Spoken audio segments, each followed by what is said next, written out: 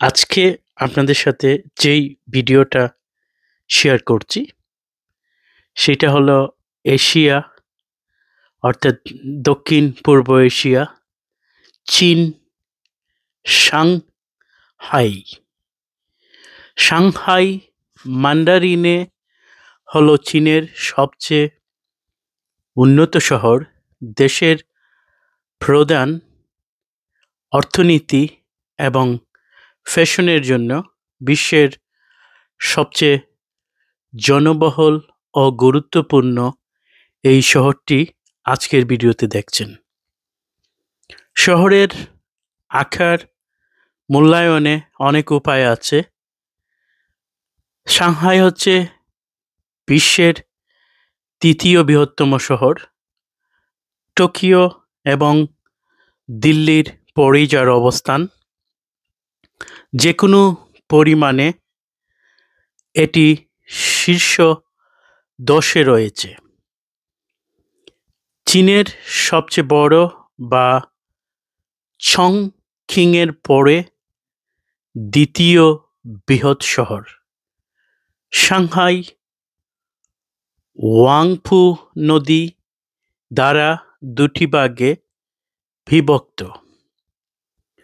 শহরটিকে ভাগ করে উভয় শব্দে সাধারণ নদীর পাশে সমস্ত কিছু ব্যবহার করা যেতে পারে। বিভিন্ন উপশহর সহ উচ্চতর ভবনগুলোর ভিড় যা নদীটির বিপরীতে অবস্থিত।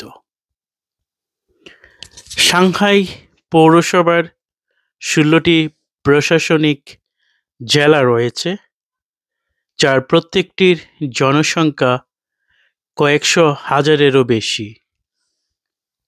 উইকিবায়াজের বেশিরভাগ জেলার জন্য আলাদা প্রবন্ধ রয়েছে। আমরা এখানে ভ্রমণকারীদের জন্য যুক্তিসঙ্গতভাবে তাদের ভাগ করতে চেষ্টা হয়ে থাকে। সাংহাই ঐতিহ্য সুন্দর আধুনিক শহর। চাইনিজ এই শহরটি সত্যি খুব অপূর্বনীয়, অর্থাৎ চায়নার দ্বিতীয় বৃহত্তম শহর। চীন দেশের দ্বিতীয় বৃহত্তম এই শহরটি পুরাতন চীন শহর এটি, এবং আন্তর্জাতিক স্থাপনাগুলো এলাকাকে এখানে বেশিরভাগই আন্তর্জাতিক স্থাপনা এলাকা আছে, এলাকাকে অন্তর্ভুক্ত করে, যা 1840 দশক থেকে শুরু হয় 1930-এর দশক পর্যন্ত স্থায়ী হয়। এটিকে পুক্সি সাংহাই শহরের কেন্দ্র বলা হয়। আজকের দিনে ওই এলাকা এখনো শহর কেন্দ্র। বেশিরভাগ পর্যটন আকর্ষণ এবং অনেক বিলাসবহুল নামিদামি হোটেল রয়েছে এবং অনেক মেট্রো লাইনের মধ্যে চলাচল। সাংহাই সবচেয়ে কেন্দ্রীয় জেলা, যেখানে দ্য বান্ড একটি নদীর তীরবর্তী বুলভার্ড, যা ঐতিহাসিক উপনিবেশিক ভবনে সাজানো। তো বন্ধুরা, আজকে চীনের এই পুরাতন শহর সাংহাই নিয়ে কথা বলছি। সাংহাই এই এলাকা হাজার হাজার বছর ধরে একটি প্রাচীর বেষ্টিত শহর ছিল। এরপরে আধুনিক সাংহাই চারপাশে উন্নয়নের লাভ করে প্রাচীরটি এবং প্রতিটি কিছু ঐতিহ্যবাহী চীনা শৈলী এই শহরে আছে।